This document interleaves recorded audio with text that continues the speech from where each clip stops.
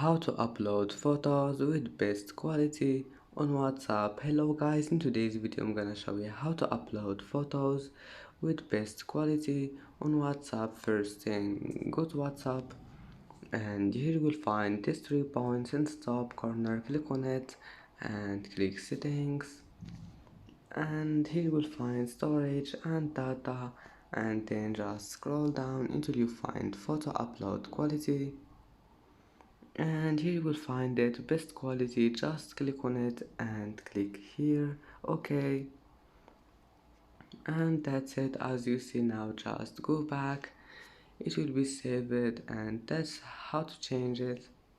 And that's it for today's video. If you like this video, don't forget like and subscribe, and thank you for watching this video until the end, and see you in the next video.